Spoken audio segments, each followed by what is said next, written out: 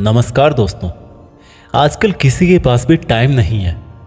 लोग अपने सपनों को बहुत जल्दी पाना चाहते हैं, बहुत जल्दी करोड़पति बनना चाहते हैं, शॉर्टकट से ही सब कुछ सीखना चाहते हैं। लेकिन एक बार अपने आप से पूछो कि अगर आपके सपने इतने बड़े हैं तो क्या आपके इन बड़े सपनों के लिए आपका ज्ञान भी बड़ा होना ज़रूरी नहीं है? क्या आपके मोटिवेशन का आधार बहुत स्ट्रांग नहीं होना चाहिए?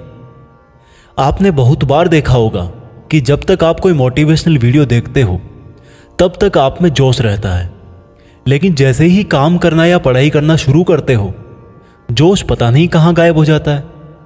यह वीडियो थोड़ा लंबा है, लेकिन अगर आपने इसमें बताया गया रहस्य जान लिया तो ना तो आपको किसी और मोटिवेशनल वीडियो, किसी ज्ञान की ज़रूरत पड़ेगी और ना ही ऐसा कोई लक्ष्य होगा जो आज के बाद आप अपनी लाइफ में प्राप्त नहीं कर सको। लेकिन ये कैसे पॉसिबल होगा? इसके लिए आपको शांति से बैठ के, आंखें बंद करके इस वीडियो की पूरी बातों को जब तक समझ में ना आ जाए तब तक बार बार सुनकर अपनी थॉट्स में बिठा लेना चाहिए। और अगर आप इस वीडियो को बीच में छोड़ के जाना चाहते हो तो कृपा करके आप इसको अभी स्किप कर दें, क्योंकि अधूरा ज्ञान बिना ज्ञान से भी ज़्यादा खतरनाक होता है। और खुद भगवान श्री कृष्ण ने गीता में कहा है कि कभी भी उस इंसान को सेक्रेट ज्ञान जबरदस्ती नहीं देना चाहिए जो उसको लेना नहीं चाहता। तो दोस्तों, एक सवाल का जवाब दीजिए। इस पृथ्वी के सबसे पहले और इस पृथ्वी के ही नहीं बल्कि पूरे ब्रह्मांड के पास्ट, प्रेजेंट और फ्यूचर के सबसे महान मोटिवेशनल स्पीकर का नाम क्या है? जी हां, बांसुरी बजाने वाले भगवान कृष्ण, जिन्होंने आज की तारीख से ना जाने कितने ही युगों पहले महाभारत के युद्ध के मैदान में एक ऐसा ज्ञान दिया था जो आज 21वीं सदी की दुनिया पर, आज के लोगों की लाइफ स्टाइल पर भी एकदम सही बैठता है। और यह जानकर के बड़े बड़े लोग और रिसर्च करने वाले हैरान हो जाते हैं कि ऐसा कैसे हो सकता है। उस महाभारत के युद्ध के मैदान में दिए गए ज्ञान को पढ़कर Albert Einstein, Mahatma Gandhi, Swami Vivekananda, Annie Besant, Sunita Williams जैसे और ना जाने कितने लोगों ने भी अपना जीवन बदल लिया।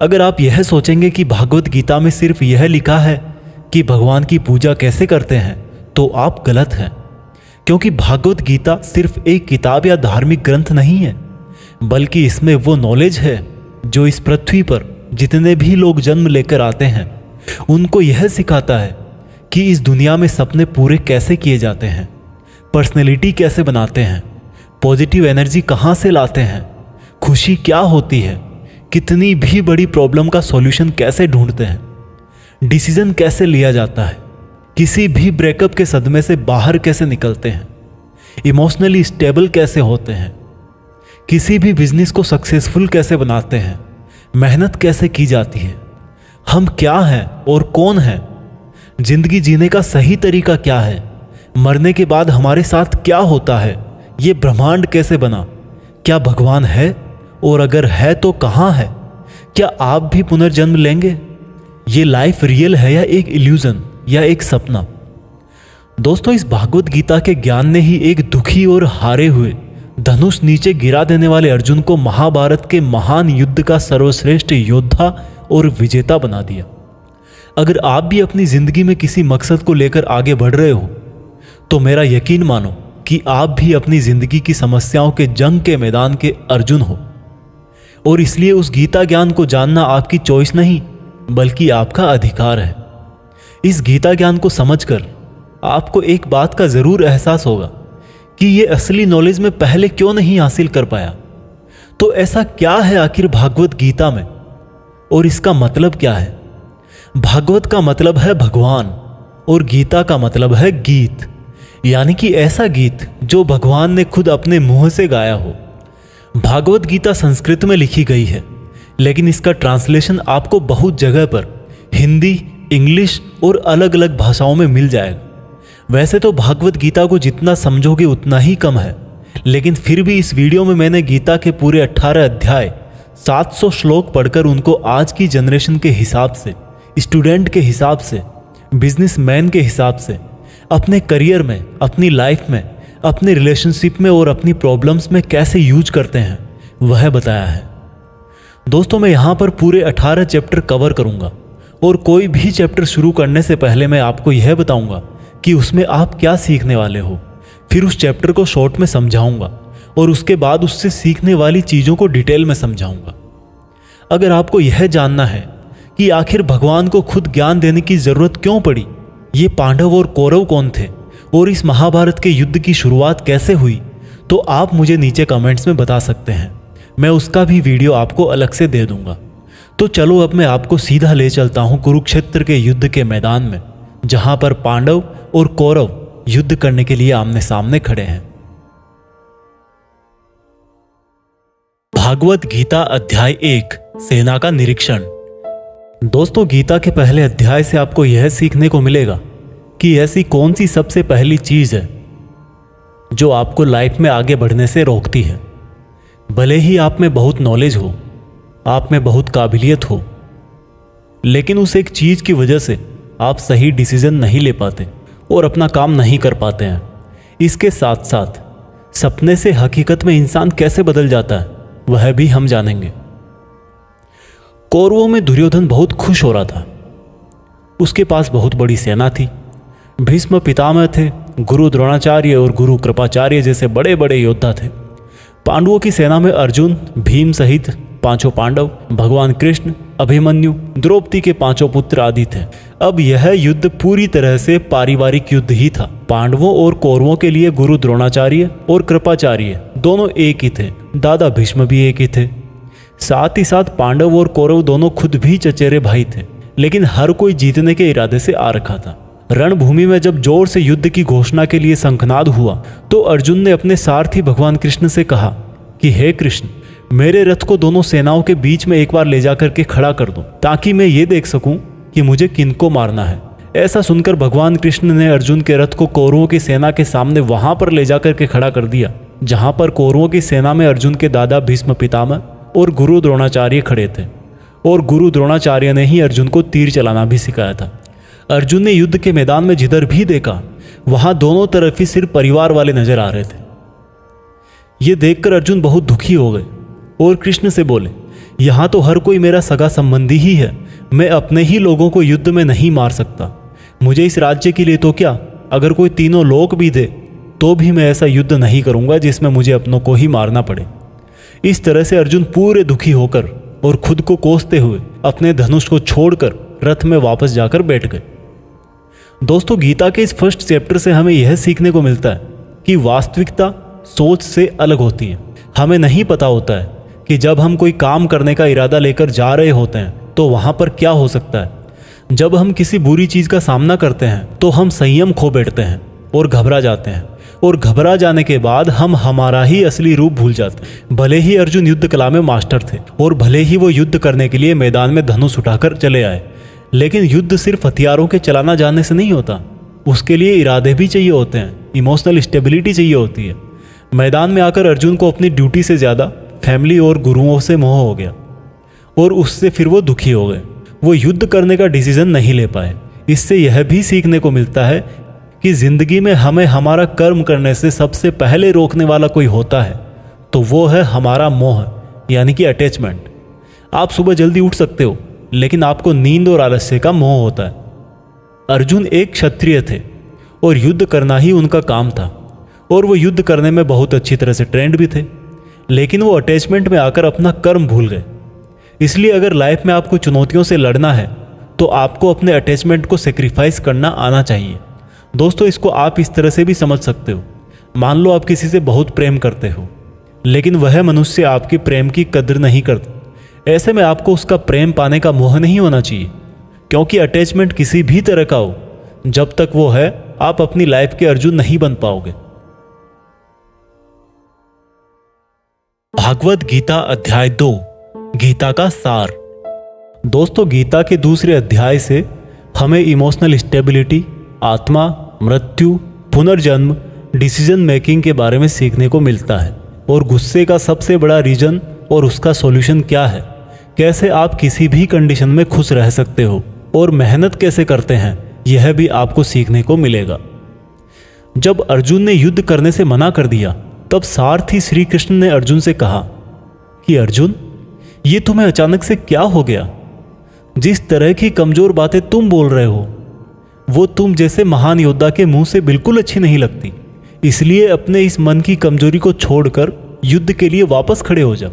अर्जुन बोले कि मैं किस तरह से अपने ही गुरुजी द्रोणाचार्य और दादाजी भीष्म पितामह को मारने के लिए अपना धनुष चला सकता हूँ, क्योंकि ये तो मेरे लिए हमेशा से ही भगवान की तरह रहे हैं। इस युद्ध को करने से अच्छा है कि मैं भिखारी बन जाऊं, क्योंकि अपनों को ही मारूंगा तो जीत में भी मेरी हार ही है। मैं सही और गलत को नहीं समझ पा रहा, इसलिए मेरा मार्गदर्शन करो कृष्ण। श्री कृष्ण मुस्कुराकर अर्जुन को देखने लगे। भले कोई इंसान उनसे कुछ मांगे और वो दे ही ना, ऐसा भी कभी हो सकता है क्या? यहीं से शुरू होता है भागवत गीता का वो ज्ञान जो आपको भी अर्जुन बनकर ध्यान से सुनना और समझना चाहिए। श्री कृष्ण बोले कि अर्जुन, ये तुझे अचानक से क्या हो गया? तुझ जैसे इंसान को किसी दूसरे की मृत्यु को लेकर नहीं डरना चाहिए। और वैसे भी तुझे क्या लग रहा है, ये लोग तेरे मारने से मर जाएंगे और तू ही इनको मारेगा? इन सब लोगों का और तुम्हारा भी पिछला जन्म भी था और अगला जन्म भी होगा। इसलिए जैसा तुम सोचकर दुखी हो रहे हो वह ज्ञान तुम्हारा अधूरा है। और रही बात इनकी मृत्यु का तुझे पाप लगने की, तो ये समझ ले, इनको मारने वाला तू नहीं बल्कि मैं हूं। तू तो इनकी मौत का सिर्फ एक कारण है, और ये लोग मरने के बाद भी मेरे ही पास आएंगे, क्योंकि ये लोग शरीर नहीं है बल्कि आत्मा है, और आत्मा को किसी भी तरह से नष्ट नहीं किया जा सकता। आत्मा तो अगले जन्म के लिए इस शरीर को उसी तरह से छोड़ देती है जिस प्रकार से तुम अपने पुराने कपड़े बदलकर नए पहनते हो। हे अर्जुन, जन्म देने वाला और मारने वाला मैं ही हूं। और ये बता, क्या तू किसी मरे हुए इंसान को जिंदा कर सकता है? अगर तू मरे हुए को जीवन नहीं दे सकता तो जीवित को भी नहीं मार सकता, क्योंकि जीवन देने वाला भी मैं हूं और मारने वाला भी मैं हूं, और इनकी मौत मैंने तेरे ही हाथों लिखी है। और अर्जुन, अगर तुझे ऐसा लगता है कि आत्मा भी मरती है तो ये जान ले कि आत्मा जैसे जन्म लेकर मरती है वैसे ही मरने के बाद प्रकृति का चक्कर पूरा करने के लिए उसको फिर से जन्म लेना पड़ेगा। इस प्रकार से भी आत्मा नष्ट नहीं हुई। और जब प्रकृति ऐसे ही चलती है तो भला तू इसका जिम्मेदार कैसे हुआ? अर्जुन, जिस क्षत्रिय को जीवन में युद्ध करने का अवसर प्राप्त होता है वो ना केवल भाग्यशाली है बल्कि उसका तो धर्म और कर्म ही युद्ध करना है। और अगर तूने ये युद्ध नहीं किया तो इसका मतलब यह होगा कि तूने अपना धर्म और कर्म अच्छी तरह से नहीं निभाया, और इसलिए तेरे नाम के साथ कलंक जुड़ जाएगा। और तेरे जैसे अर्जुन के लिए तो कलंक उसकी मौत से भी बड़ा है। जो लोग तुझे बहुत सम्मान दिया करते थे वही लोग तेरी बहुत बुराइयां करेंगे, तेरी वीरता पर सवाल उठाएंगे। इसलिए अर्जुन, तू सुख दुख, हार जीत और फायदे नुकसान को छोड़कर अपने विचारों को स्थिर कर और युद्ध के लिए धनुष उठा, जिससे या तो तू युद्ध में मारा जाकर मेरी ही शरण में आएगा या फिर विजेता बनकर धरती पर ही सुख भोगेगा। हे अर्जुन, तुमने आज तक जितना भी सीखा है वो मेरे इस ज्ञान के आगे बहुत छोटा है। तुम काम करने के पहले ही उसके परिणाम के बारे में सोच लेते हो, जबकि तुम्हें यह जान लेना चाहिए कि फल देने वाला मैं हूं और कर्म करने वाले हो तुम। तुम अपना काम करो, मैं अवश्य अपना काम करूंगा। इस बात पर अर्जुन ने श्री कृष्ण से सवाल किया कि आपने मुझे अपने विचारों को स्थिर यानी कि अपने इमोशंस और थॉट को कंट्रोल करने को कहा है, तो यह मैं कैसे करूं? इस पर श्री कृष्ण बोले कि जो व्यक्ति अपने मन की सभी इच्छाओं और अपने सभी कर्मों के फल के बारे में सोचना बंद कर देता है वही स्थिर बुद्धि कहलाता है। ऐसे व्यक्ति को ना तो खुद के साथ बुरा होने से दुख होता है और ना ही किसी अच्छे काम में खुशी होती है। जिसके मन से हर प्रकार का डर, भावना और क्रोध नष्ट हो गए हैं, जो शुभ अशुभ के चक्कर से बाहर निकल गया है, जो इस प्रकार से अपनी इच्छाओं को वश में कर लेता है जैसे कोई कछुआ खुद को खुद में ही समेट लेता है, उस मनुष्य की बुद्धि स्थिर हो जाती है। क्योंकि अपनी इच्छाओं के बारे में सोचते रहने से हमें वो इच्छाएं अच्छी लगने लगती है। इच्छाएं अच्छी लगने लगती है तो फिर उन इच्छाओं को पूरा करने का मन करता है। जब उन इच्छाओं को पूरा करने में कोई रुकावट आती है तो फिर हमें गुस्सा आता है, और गुस्सा आने से इंसान पागल हो जाता है और फिर वो अपना कर्म और धर्म भूलकर खुद ही अपनी स्थिति से नीचे गिर जाता है। परंतु अगर कोई अपनी इच्छाओं को वश में करके उनका गुलाम नहीं होता तो उसका अंतर्मन शुद्ध रहता है और उसके दुख का अंत हो जाता है। और जब उसके सब दुख ही समाप्त हो जाते हैं तो उसकी बुद्धि स्थिर हो जाती है। परंतु जिसकी इच्छाएं और कामनाएं उसके मन से नहीं जाती है वो मनुष्य कभी शांति नहीं पाता, और जब शांति ही नहीं पाएगा तो वो खुश कैसे रहेगा भला। उसकी हालत तो उस नाव की तरह होती है जिसको उसकी इच्छाओं की हवा किसी भी दिशा में बहा करके ले जा सकती है। स्थिर बुद्धि वाला प्राणी तो उस समुद्र की तरह है जिसमें चाहे कितनी ही नदियां आके मिले फिर भी उसको कोई फर्क नहीं पड़ता। और इसी तरह का स्थिर बुद्धि वाला प्राणी मृत्यु के बाद मेरी ही शरण में आता है। दोस्तों, अब आते हैं इस चैप्टर के मीनिंग पर।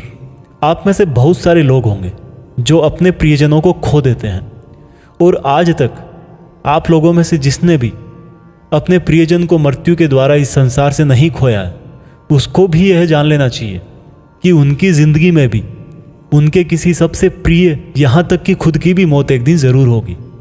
लेकिन इससे उदास होने की कोई बात नहीं है, क्योंकि खुद भगवान ने ही कहा है कि हम अपने जन्म से पहले भी इस दुनिया में नहीं थे और मौत के बाद भी नहीं रहेंगे, लेकिन उस समय हम किसी न किसी रूप में इस ब्रह्मांड में ज़रूर रहेंगे। और इसलिए हमें मौत से नहीं डरना चाहिए, क्योंकि या तो हमारा पुनर्जन्म होगा या फिर हम परमात्मा में हमेशा के लिए मिल जाएंगे। और जब सब लोग आखिर में एक ही जगह मिल जाएंगे तो फिर क्या भावुक होना। और यही प्रकृति का नियम भी है। और हम कोई शरीर नहीं है जो हमें डरने की ज़रूरत है। हम आत्मा है और उसी का अंश है जिसको हम भगवान कहते हैं। और अगर हमें बनाने वाला भगवान है तो फिर हमें उससे ही मिलने का प्रयत्न करना चाहिए।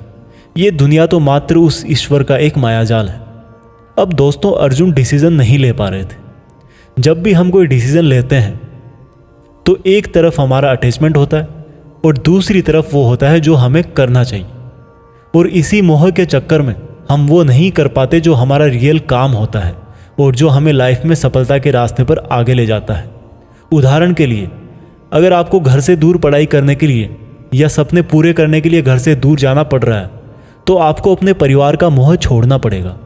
इसी तरह से आपको हर डिसीजन में यह देखना है कि आपकी लाइफ में मोह कौन कौन से हैं और आपके कर्तव्य के लिए ज़रूरी क्या है। इसके बाद बात करते हैं कि हमारी प्रॉब्लम्स का सबसे बड़ा कारण क्या है और उनका सबसे बड़ा सॉल्यूशन भी क्या है। दोस्तों, हमारे दुखों का सबसे बड़ा कारण है हमारा अपनी इच्छाओं के बारे में सोचना। जब हम अपनी इच्छाओं के बारे में सोचते हैं तो समय बीतने के बाद हम उनको पूरा करने की भी कोशिश करते हैं, और जब वो कोशिशें नाकाम हो जाती है तो हमारे अंदर गुस्सा पैदा हो जाता है। और गुस्सा ऐसी चीज़ है जिसको अगर किसी ने शरीर छोड़ने के पहले नहीं छोड़ा तो कभी आप अपने जीते जी खुश नहीं रह पाओगे। आप हमेशा अपने आप को समस्याओं से घिरा हुआ ही पाओगे, क्योंकि ये दुनिया तो सिर्फ आपका ही रिफ्लेक्शन है। अब आप यह भी बोलोगे कि अगर ज़िंदगी में कोई इच्छा ही नहीं रखेंगे तो सक्सेस कैसे हासिल होगी, नाम कैसे कमाएंगे। तो दोस्तों, इसके बारे में भगवान कृष्ण ने कहा है कि सबसे पहले आप अपने कर्म को पहचानिए, यानी कि आपके लिए ऐसा क्या करना ज़रूरी है जो आपको अपना लक्ष्य प्राप्त करवाएगा। और उसके बाद सफल होने की उम्मीद या असफल होने का डर मन में पैदा किए बिना अपने काम को ऐसे करें जैसे वो काम आप नहीं बल्कि खुद भगवान कर रहे हैं। और इस तरह से आपकी हिम्मत कभी नहीं टूटेगी, क्योंकि आपको यह लगेगा कि ये काम मैं नहीं बल्कि मेहनत भगवान कर रहे हैं। और इस तरह से आपकी हिम्मत कभी नहीं टूटेगी, क्योंकि आपको यह लगेगा ही नहीं कि आप मेहनत कर रहे हो। भागवत गीता अध्याय 3 कर्म योग। दोस्तों, अब गीता के 3rd चैप्टर में हम जानेंगे कि ऐसी कौन सी 2 चीज़ें हैं जो आपको इस दुनिया में कुछ भी हासिल करके दे सकती है। इसमें यह भी जानेंगे कि हम क्या हैं और हमारे अपने मन को अपने काबू में करके अपनी सभी गंदी आदतें कैसे छोड़ें और अपनी मनचाही मंजिल कैसे प्राप्त करें। अर्जुन बोले, हे कृष्ण, आपकी बातें सुन के ऐसा लग रहा है कि जैसे ज्ञान कर्म से ज़्यादा सही है, लेकिन आप तो मुझे सन्यासी बनने की जगह युद्ध करने के लिए बोल रहे हो। तो आप ये बताइए कि मैं ज्ञान का रास्ता अपनाकर सन्यासी बनूं या कर्म का रास्ता अपनाकर युद्ध लड़ूं। सुनकर कृष्ण बोले, इस संसार में मैंने खुद ने ही 2 तरह के योग बनाए हैं। योग मतलब ऐसा रास्ता जिससे हम अपना जीवन सफल बनाते हैं।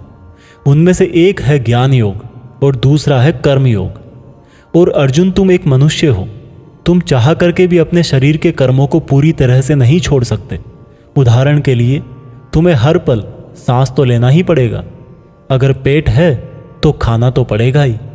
और अगर तुम इन सब को किसी भी शक्ति से रोकना भी चाहोगे तो क्या निश्चित है कि तुम अपनी इच्छाओं के बारे में नहीं सोचोगे। कहने का मतलब है तुमसे जाने अनजाने में कर्म तो हो ही जाएगा, क्योंकि तुम मनुष्य हो और तुम तो वैसे क्षत्रिय हो तो तुम अपने धर्म से भी बंधे हो। इसलिए तुम्हारे लिए संन्यास के रास्ते की जगह कर्म का रास्ता ज़्यादा सही है। मतलब ज्ञान योग या सांख्य योग की जगह कर्म योग ज़्यादा सही है। इसलिए तुम यह सोचकर कि यह काम तुम नहीं कर रहे हो बल्कि प्रकृति का गुलाम होकर तुम्हारा शरीर कर रहा है, फल की इच्छा किए बिना अपना कर्म योग करो। क्योंकि अगर तुम अपने आप को खुद के कर्म का कर्ता यानी करने वाला नहीं मानोगे तो मैं तुम्हारा कर्ता बनूंगा, और जब मैं तुम्हारा कर्ता बनूंगा तो तुम्हें बिना मांगे ही वो सब सुविधाएं, सुख और राज्य दे दूंगा जिसकी तुम्हें ज़रूरत होगी। बिना मेहनत किए ही सुख सुविधाओं और राज्य का भोग किया तो तुम एक चोर कहलाओगे और तुम कभी परमात्मा यानी कि मुझसे नहीं मिल पाओगे। जिस तरह से महान लोग खाने के लिए नहीं बल्कि जीने के लिए खाते हैं, उसी तरह से तुम भी परिणाम के लिए नहीं बल्कि कल्याण के लिए युद्ध करो।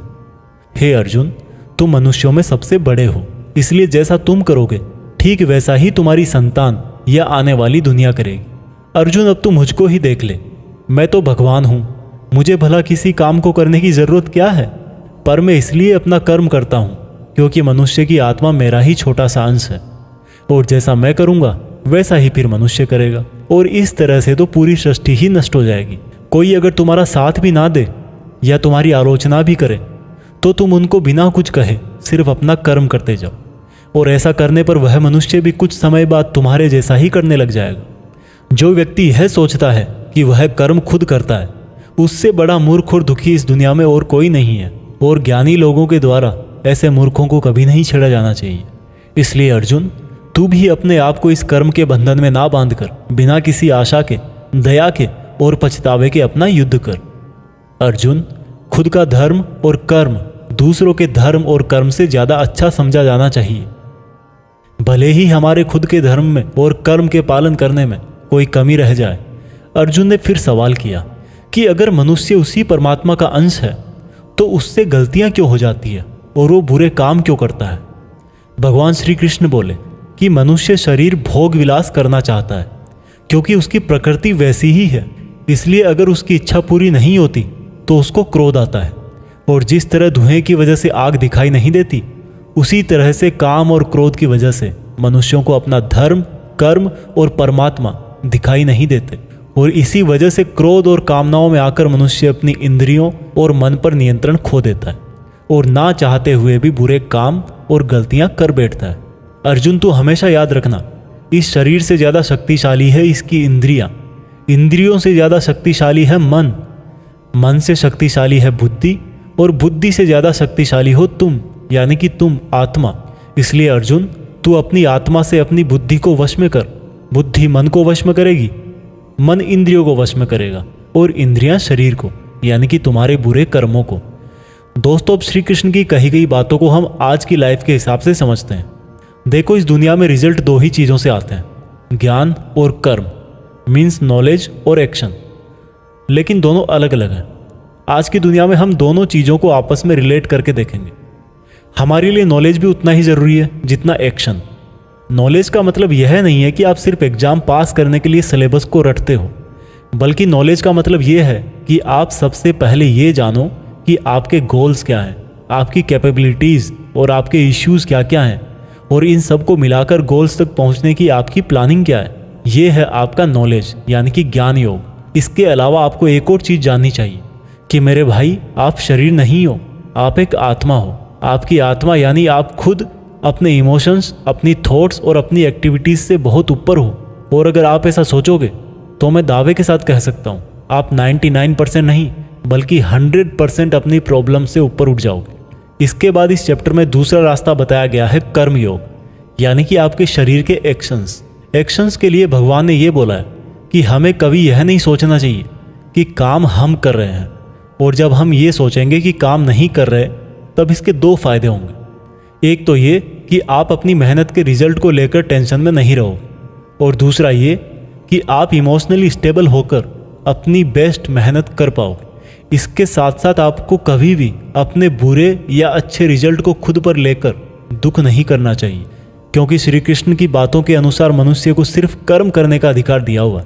इसके अलावा आप अपनी किसी भी बुरी आदत से कैसे छुटकारा पाएं, इसको बहुत ही आसान शब्दों में बताया गया है कि आप अपने आप को उस परमात्मा का ही छोटा सा रूप यानी कि आत्मा समझो, और आत्मा के ध्यान से अपने ब्रेन को और ब्रेन से अपने मन को काबू में करोगे, और इसके बाद में आपका मन अपने आप आपके सभी फिजिकल सेंसेस यानी कि इंद्रियों को काबू में कर लेगा। और जब आपकी इंद्रियां आपके काबू में हो जाएगी तब बुरी आदत छोड़ना तो क्या कुछ भी मुश्किल नहीं है। भागवत गीता अध्याय 4 दिव्य ज्ञान। गीता के चौथे अध्याय से हम जानेंगे कि भगवान कब और किस रूप में धरती पर आते हैं, भगवान को कैसे प्राप्त किया जाता है, गुरु से ज्ञान कैसे लिया जाता है, ज्ञान लेना क्यों जरूरी है। श्री कृष्ण बोले कि अर्जुन, जो महान गीता ज्ञान मैं तुझे बता रहा हूं वो मैंने बहुत पहले ही इसी पृथ्वी पर बताया था, लेकिन समय के साथ वो लुप्त हो गया।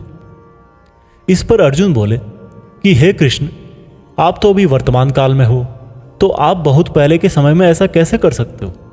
श्री कृष्ण बोले कि अर्जुन, तुझे नहीं पता कि तेरे और मेरे कितने जन्म हो चुके हैं। जब जब इस संसार में धर्म का नाश होता है तब तब मैं अधर्म का नाश करने इस धरती पर मानव रूप में आता हूँ और कर्म करके अपना शरीर यहीं छोड़कर वापस चला जाता हूँ। जिस तरह से कोई शिष्य मुझे बहुत प्रेम करता है उसी प्रकार से मैं भी अपने शिष्यों से बहुत प्रेम करता हूँ। मैंने भले ही इस संसार को बनाया है, लेकिन मैं फिर भी यह नहीं सोचता कि यह मैंने बनाया है। इसलिए मनुष्य को भी कर्म करते समय यह नहीं सोचना चाहिए कि मैं कर रहा हूं। जो मनुष्य किसी भी कर्म के फल और सुख दुख से परे होकर कर्म करता है वही सबसे अच्छा है। जिसको अपने शरीर पर कोई घमंड नहीं होता, उसको वश में रखता है, वही मनुष्यों में सबसे ऊंचा है। और अर्जुन, जो मनुष्य इस धरती में खुश नहीं रह पाता वो परलोक में भी खुश नहीं होता। इसलिए किसी भी मनुष्य को अपने गुरु को पहचान कर, अपनी इंद्रियों को जीत कर, अपना लालच छोड़कर उनकी सेवा करके उनसे वह ज्ञान सीखना चाहिए जिससे बड़े बड़े पापी भी मेरी शरण में आ जाते हैं। जिस तरह से आग सूखी लकड़ियों को जला देती है, उसी तरह से गुरु से सीखा हुआ ज्ञान भी हर अज्ञान को मिटा देता है। हमेशा कर्म करने वाला और हमेशा मुझ में श्रद्धा रखने वाला ही मुझको प्राप्त कर पाता है। इसलिए जिसने भी कर्म योग से सभी कर्मों को और खुद को अकर्ता मानते हुए परमात्मा को अर्पण कर दिए हैं, ऐसे मनुष्य को उसके कर्म कभी नहीं बांधते। इसलिए अर्जुन, तू भी मेरे इस दिए हुए ज्ञान से यह समझ कि कर्म तू नहीं बल्कि मैं कर रहा हूं। दोस्तों, इस चौथे चैप्टर में यह साफ कहा गया है कि जब भी धरती पर मानवता का नाश होता है और नेगेटिव एनर्जी लोगों में ज़्यादा होती है, तब तब भगवान किसी भी रूप में आकर धर्म को फिर से स्थापित करते हैं। इसमें यह भी बताया गया है कि अगर किसी से आपको कुछ सीखना है तो सबसे पहले आपके मन में उसके प्रति रेस्पेक्ट होनी चाहिए, कोई लालच नहीं होना चाहिए और बुरी भावना भी नहीं होनी चाहिए। और ये नॉलेज लेना और सीखना हमारे लिए ज़रूरी क्यों है? क्योंकि हम चाहे किसी भी फील्ड में हो, ऑब्वियस सी बात है कि हमें उस फील्ड के गुरुओं से ज्ञान तो लेना ही पड़ेगा। और ज्ञान ऐसा तरीका है जो इस लाइफ में आपके टारगेट से और उस लाइफ में आपके परमात्मा से मिला सकता है। भागवत गीता अध्याय 5 कर्म संन्यास योग। भागवत गीता के 5वें चैप्टर में हम जानेंगे कि अपने गोल्स को कैसे प्राप्त किया जाता है और किस तरह से हमारा शरीर हमको आलस में बांधने की कोशिश करता है। अर्जुन बोले, हे श्री कृष्ण, मैं अभी भी यह नहीं समझ पा रहा हूं कि मेरे लिए कर्म ज्यादा अच्छा है या कर्मों से संन्यास। श्री कृष्ण बोले, देखो अर्जुन, भले ही संन्यास और कर्म दो अलग अलग रास्ते हों, लेकिन दोनों की मंजिल एक ही है और वो है भगवान। जो व्यक्ति अपने मन को भटकने नहीं देता, जो कर्म करके भी यह समझता है कि कर्म उसने नहीं बल्कि परमात्मा ने किया है, और जो सभी जीव जंतुओं को उसी परमात्मा का हिस्सा मानता है, वह मनुष्य मरने के बाद परमात्मा में ही मिल जाता है। महान पुरुष अपना हर काम खुद के विचारों को साफ करने और दूसरों का कल्याण करने के लिए ही करते हैं। परमात्मा कभी भी मनुष्यों को बुरा काम करने के लिए नहीं उकसाता, बल्कि लोग खुद ही अपने क्रोध और मोह में आकर बुरे कर्मों के साथ साथ उनके फलों का भी निर्माण करते हैं। मैं तो बस उनका फल उन्हीं को वापस देता हूं। इस शरीर को चाहे कितना ही सुख दे दो, उसकी इच्छाएं तब भी पूरी नहीं होती। इसलिए अर्जुन, तेरे जैसे बुद्धिमान व्यक्ति को शरीर की इच्छाओं में मन नहीं लगाना चाहिए। इस संसार का असली योगी तो वो है जिसने अपने शरीर का नाश होने से पहले अपने क्रोध का नाश कर लिया हो, जो संपूर्ण प्राणियों का हित करता है, जिसका मन किसी भी कर्म में नहीं बंधता और जो अपने भटकते हुए मन को एक जगह केंद्रित करके परमात्मा को याद करता है, वही व्यक्ति सुखी भी है और परमेश्वर सहित सबका प्यारा भी। हे अर्जुन, ये इंद्रियां, मन, बुद्धि, इच्छा, आशा, डर और क्रोध ही तेरे दुश्मन हैं। इनका त्याग कर। दोस्तों, हमारी बॉडी यानी कि शरीर हमेशा रिलैक्स रहना चाहता है, क्योंकि बाय नेचर शरीर एक निर्जीव चीज ही है अगर उसमें आत्मा ना हो तो। लेकिन हम यह सोच लेते हैं कि मैं तो शरीर हूं, ये मेरी आंखें हैं, ये मेरे हाथ हैं और अब मेरा शरीर मुझे सोने के लिए बोल रहा है। तो इसका मतलब यह है कि आपका शरीर आपकी बुद्धि पर भारी पड़ चुका है। इसलिए आपको यह समझना होगा कि आप आत्मा हो और इस शरीर को आप अपनी बुद्धि से जिस तरह चलाना चाहोगे वह वैसा ही चलेगा। दोस्तों, जो रास्ते भागवत गीता में बताए जा रहे हैं वह मनुष्य को परमात्मा से मिला देते हैं। और अगर आप इन सब बातों को अपनी लाइफ में उतारोगे तो आप अपने सपनों को तो आसानी से हासिल कर ही लोगे।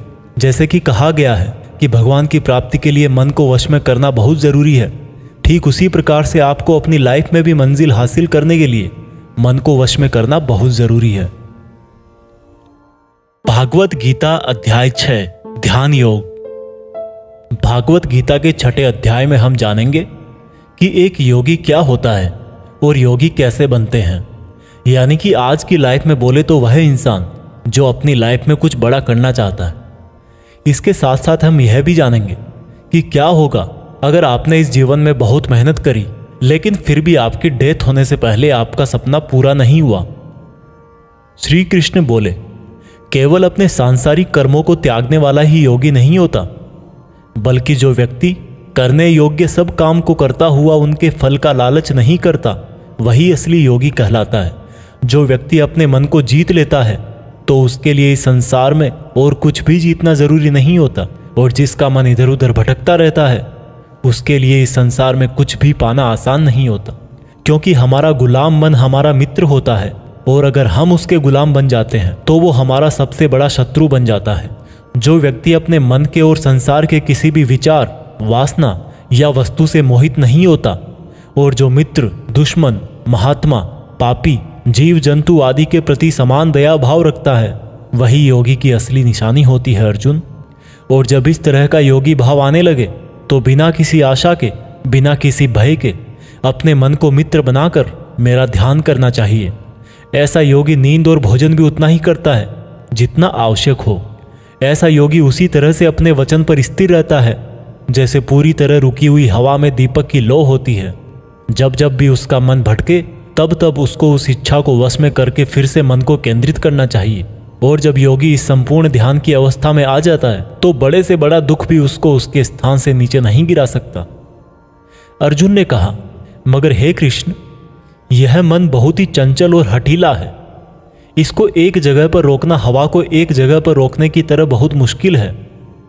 श्री कृष्ण बोले, हाँ, यह सत्य है कि मन को वश में करना बहुत कठिन है, लेकिन यह भी जान लो कि बार बार योगाभ्यास और आत्मविश्वास से असंभव को संभव बनाया जा सकता है। अर्जुन ने फिर पूछा कि हे कृष्ण, अगर कोई योगी इस तरह से ध्यान केंद्रित करके योग करे, लेकिन अगर अंतिम समय में किसी कारणवश उसका मन भागने लगे तो क्या उसकी पूरी मेहनत शून्य हो जाएगी? श्री कृष्ण बोले, नहीं अर्जुन, निरंतर परमात्मा की तरफ बढ़ना हर आत्मा का अधिकार है। अगर किसी कारणवश वह योगी आत्मा योग की राह से विचलित भी हो जाती है तो भी उसको योग भ्रष्ट पुण्य पुरुषों के लोक में कई वर्ष सुख और आनंद मिल जाता है, और वहां पर वह ध्यान भ्रष्ट योगी भी सुख में समय बिताकर फिर से किसी पुण्यात्मा के परिवार में जन्म ले लेता है। और इस तरह से उस आत्मा की यात्रा वहीं से शुरू हो जाती है जहां पर उसने पिछले जन्म में समाप्त करी थी, और इस प्रकार से उसे एक नया रूप, नया जीवन परमात्मा से मिलन के प्रयत्न के लिए फिर से मिल जाता है। अर्थात उसका पिछले जीवन में किया गया योग बेकार नहीं जाता, लेकिन लगातार प्रयत्न करने वाला योगी इसी जन्म में अपने जीवन चक्र से मुक्त होकर परमात्मा में विलीन हो जाता है। एक योगी तपस्वियों और विद्वानों से भी श्रेष्ठ है। इसलिए अर्जुन, तू भी योगी बन, क्योंकि जो योगियों में भी परम होता है वह मेरा भी परम प्रिय होता है। दोस्तों, हर वो इंसान जिसकी आंखों में कुछ बड़ा करने का सपना है, उसको अर्जुन की तरह ही एक योगी बनना चाहिए। योगी वो इंसान है जो पूरी तरह से इमोशनली बैलेंस्ड है, न्यूट्रल है, जो दूसरों की बातें माइंड नहीं करता और हमेशा अपने टारगेट को पूरा करने के लिए मेहनत करता है। लेकिन दोस्तों, जिंदगी का किसको पता, भगवान ना करे कि ऐसा हो कि कोई इंसान उसके सपने पूरे होने से पहले ही मर जाए, तो उसकी तो मेहनत किसी काम की ना रही और सपने सपने ही रह गए। पर एक बहुत ही सीक्रेट बात भगवान कृष्ण ने इस अध्याय में यह बताई है कि अगर आप मेहनत कर रहे हो और आपने बहुत एक्सपीरियंस गेन कर लिया है, बहुत नॉलेज हासिल कर लिया है, लेकिन फिर भी आपको मंजिल नहीं मिली और किसी रीजन की वजह से, परमात्मा ना करे ऐसा हो, पर आपकी डेथ हो जाए या सपने के लिए मेहनत करते करते बूढ़े होकर मर जाओ, तो इस केस में चाहे आपको जीते जी फल मिले या ना मिले, मरने के बाद में आपको स्वर्ग में अपने कर्मों के अनुसार पूरा सुख मिलेगा।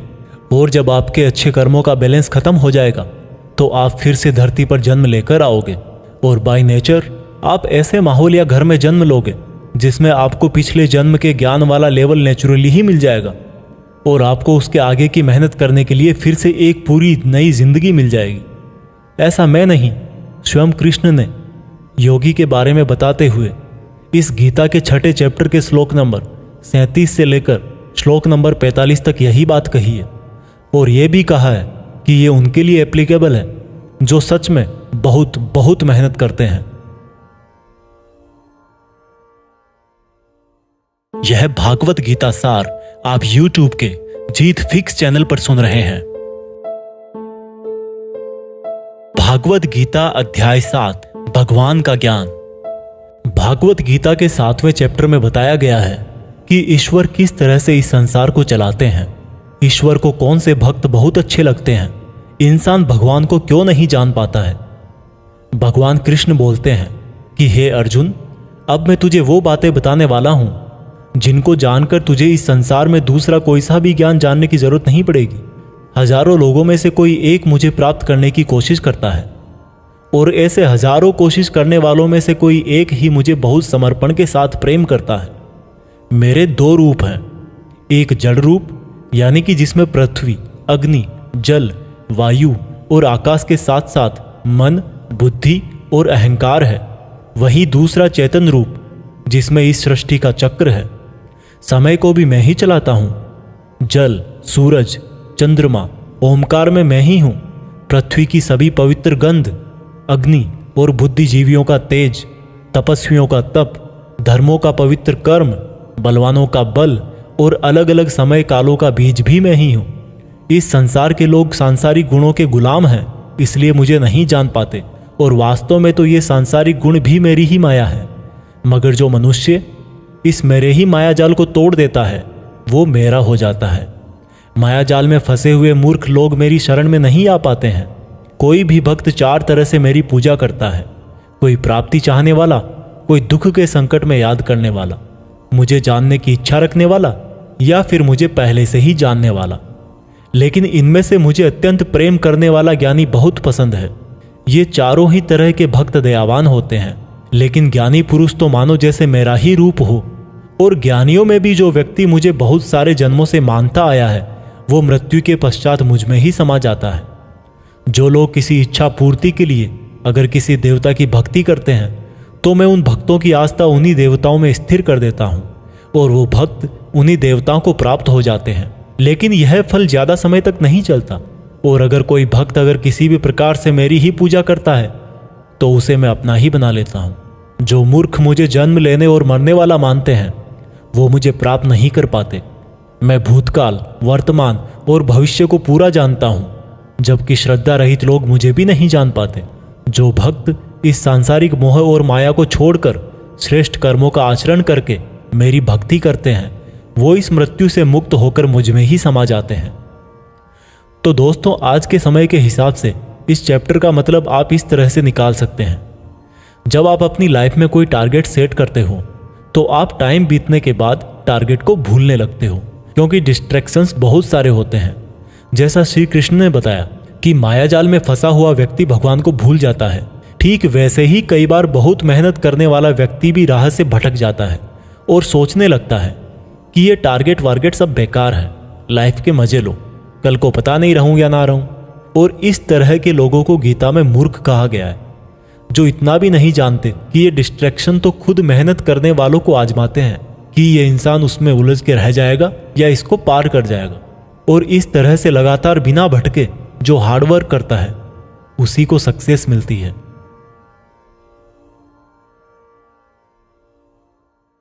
भागवत गीता अध्याय 8 भगवान की प्राप्ति।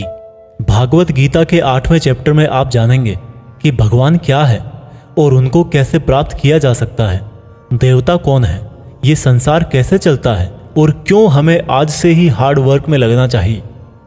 अर्जुन बोले, हे कृष्ण, ये परम ब्रह्म क्या है, आध्यात्म क्या है, कर्म क्या है, ये संसार क्या है और ये देवता कौन है, इस संसार का फैसला कौन करता है और कोई योगी आपको कैसे पहचानता है। श्री कृष्ण बोले, ब्रह्म परम अक्षर है, आध्यात्म जीवों का स्वरूप है, कर्म भूतकाल का एक ऐसा त्याग है जिससे वर्तमान में परिणाम उत्पन्न होते हैं, हमेशा उत्पन्न और अंत होने वाले का नाम संसार है, जिनको शास्त्रों में परम पुरुष बताया गया है वही देवता है, इस संसार का फैसला करने वाला मैं ही हूं। और जो भी पुरुष अपने अंतकाल में जिस जिस भाव को याद करता हुआ और अपने ध्यान को भ्रकुटी में केंद्रित करके शरीर छोड़ता है तो वह उसी भाव को प्राप्त होता है। इसलिए मेरा स्मरण करने वाले सदैव मेरे पास ही आते हैं।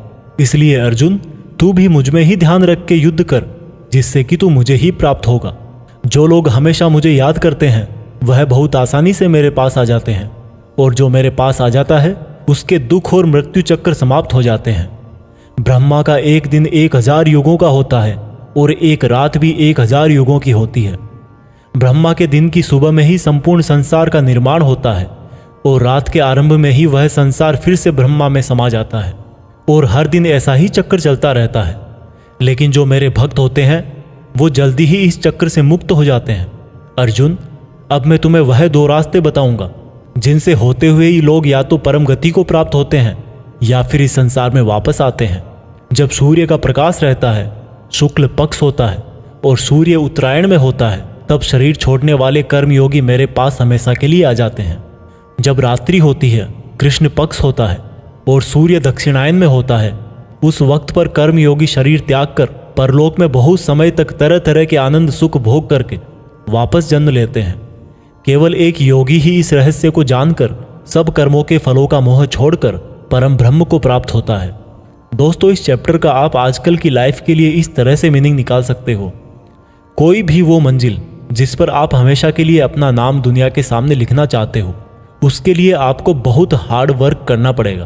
क्योंकि जैसा श्री कृष्ण ने बताया कि ये संसार का चक्र बहुत बड़ा है और लोग आते रहते हैं और लोग जाते रहते हैं, लेकिन जिन लोगों को अपनी लाइफ में कुछ ऐसा करना है जिसकी वजह से उनका नाम हमेशा के लिए दुनिया में हो जाए, उन लोगों को ज्ञान योगी और कर्मयोगी बनना पड़ेगा। ब्रह्मा का जो एक दिन है उसका मतलब है कि ये यूनिवर्स बहुत पहले से है और बहुत आगे तक चलेगा, और इंसान की लाइफ उस यूनिवर्स के सामने बहुत बहुत छोटी है। इसलिए ऐसा ना हो कि आप लाइफ में सिर्फ सपने सजो के बैठ जाओ और ब्रह्मा जी की शाम हो जाए। भागवत गीता अध्याय 9 अत्यंत गुप्त ज्ञान। भागवत गीता के 9th चैप्टर में हम जानेंगे कि जब हम अलग अलग देवताओं की पूजा करते हैं तो उससे क्या होता है। इसी को हम प्रैक्टिकल लाइफ में लाकर भी जानेंगे। श्री कृष्ण बोले कि हे अर्जुन, अब मैं तुझे बहुत ही गुप्त और बड़ा ज्ञान देने वाला हूँ। वह मनुष्य जो मुझ में श्रद्धा नहीं रखते, वह इस संसार में बार बार दुख भोगने के लिए आते रहते हैं और जाते रहते हैं। मैं ही इस संसार को बार बार बनाता हूँ और मिटाता हूँ। मैं ही मनुष्यों को उनके कर्मों के अनुसार फल देता हूँ, पुनर्जन्म देता हूँ। लेकिन मुझे मेरे काम का बिल्कुल भी मोह और अहंकार नहीं है। मैं यह कर्म करते हुए भी इस कर्म के बंधन में नहीं बंधता। सब कुछ करके भी मैं नहीं मानता कि मैं कुछ करता हूँ। मेरी माया जाल में फंसने वाले और मुझे नहीं समझने वाले मूर्ख लोग और बेकार की आशा और बेकार काम करने वाले लोग हमेशा इसी संसार में फंसे रह जाते हैं। जो वेदों को पढ़ के स्वर्ग प्राप्ति के लिए मेरी पूजा करते हैं, वे लोग इंद्र के स्वर्ग का आनंद भोगते हैं, लेकिन उनके स्वर्ग के सुख तब तक ही चलते हैं जब तक उनके मानव जीवन के पुण्य खत्म नहीं हो जाते। और जब उनके पुण्य खत्म हो जाते हैं उनको वापस इसी पृथ्वी पर जन्म लेने आना पड़ता है। किंतु जो मुझ में मतलब परमेश्वर को ही सब कुछ मानकर अपने कर्म फल को त्याग कर निरंतर प्रेम करते हैं, मैं उनकी ना केवल सभी आवश्यकताएं पूरी करता हूँ बल्कि उन्हें सदा के लिए मेरी शरण में भी लेता हूँ। देवताओं को पूजने वाले देवताओं के पास, पितरों को पूजने वाले पितरों के पास, राक्षसों को पूजने वाले राक्षसों के पास और मुझे मानने वाले सदा मेरे पास ही आते हैं। देवताओं, पितरों और भूतों को पूजने वालों का ज्ञान सीमित होता है और उनको फिर से इस मृत्युलोक में आना पड़ता है। इसलिए अर्जुन, तू भी अगर कुछ खाए, दान करे, तप करे और कर्म करे तो मुझ में ही अर्पण करके करना। इस प्रकार से तू मुझको ही प्राप्त हो जाएगा। मेरे लिए प्रिय और अप्रिय सब बराबर हैं। यहाँ तक कि अगर कोई बहुत ही दुराचारी हो, चाहे स्त्री पुरुष हो, चाहे राजा या भिखारी भी हो, तो वह भी मुझ में आसक्त होकर इस भवसागर से तर जाता है। इसलिए अगर तू भी मुझ में समर्पित रहेगा तो मुझे ही प्राप्त करेगा। दोस्तों, जैसा कि श्री कृष्ण ने कहा कि जो जिसकी पूजा करता है मैं उसको उसी से जोड़ देता हूँ। दोस्तों, इस बात का बहुत गहरा मीनिंग है। हम जिस तरह के इंसान के साथ समय बिताएंगे, टाइम बीतने के बाद में हमारी थॉट्स पर भी उसका असर हो सकता है। इसलिए निगेटिव थॉट्स वाले लोगों से दूर रहना चाहिए और जो लोग पॉजिटिव रहते हैं, जिनकी जिंदगी में कुछ करने का मकसद है, उनकी रेस्पेक्ट करनी चाहिए। क्योंकि आज भले ही वो कुछ ना हो, लेकिन जैसा भगवान ने कहा कि जैसी भावना वैसा नतीजा, तो उस प्रकार से सही रास्ते पर चलने वाले एक दिन मंजिल तक पहुंच ही जाते हैं। भागवत गीता अध्याय 10, भगवान की महिमा। भागवत गीता के 10वें चैप्टर में आप भगवान के द्वारा यह जानेंगे कि क्या भगवान का कोई रूप है, भगवान कहाँ कहाँ किस किस रूप में रहते हैं। वैसे तो आपने बहुत बार सुना है कि भगवान ऐसे हैं, भगवान वैसे हैं, यहाँ है, वहाँ है, हर जगह है, पर इसको हम ज़रा बारीकी से जानेंगे और मैं आपको यह भी बताऊंगा कि क्या इंसान के लिए भगवान को पूरा जानना संभव है। श्री कृष्ण बोले, अर्जुन, तू मेरा सच्चा मित्र है और मुझसे प्रेम करता है, इसलिए अब मैं तुझे मेरे बारे में बताता हूँ। मेरे जन्म को कोई नहीं जानता, लेकिन जो यह जानता है कि मैं कभी नहीं जन्म लेने वाला और कभी नहीं मरने वाला हूँ, वही सबसे बड़ा ज्ञानी है। ज्ञान और मूर्खता, सत्य और झूठ, सुख और दुख, मन और बुद्धि, रचना और नाश, कीर्ति और अपमान सहित सभी भाव वास्तव में मैं ही तो हूँ। इस संसार में जहाँ जहाँ जिसकी भी पूजा होती है वह वास्तव में मैं ही हूँ। जो लोग मुझ में मन और प्राणों को अर्पण करते हैं, उनके ज्ञान के अंधकार को मैं ही ज्ञान के उजाले से रोशन करता हूँ। इस पर अर्जुन बोले कि हे कृष्ण, आपने जो अभी तक खुद के बारे में बताया है उन सब बातों को मैंने मान लिया है, लेकिन आपकी बातें मेरा और ज़्यादा मन मोह रही है। हालांकि आप ही खुद को पूरी तरह से जानते हैं, लेकिन फिर भी मैं आपको किस तरह से मानूं और अपनी शक्तियों और महिमाओं के बारे में भी बताइए। इस पर श्री कृष्ण बोले कि अर्जुन, वैसे तो मेरे विस्तार का कोई अंत नहीं है, लेकिन फिर भी मेरी जो भी जानकारी तेरे लिए जानना जरूरी है उससे मैं तुझे बताऊंगा। अर्जुन, सभी समय मुझसे ही बने हैं, भूत, वर्तमान और भविष्य भी मैं ही हूँ। मैं ही विष्णु, सूर्य और चंद्रमा हूँ। वेदों में सामवेद, देवों में इंद्र और इंद्रियों में मन, जीवों में आत्मा, पर्वतों में सुमेर, रुद्रों में शंकर, वसुओं में अग्नि और धन दौलत में कुबेर भी मैं ही हूँ।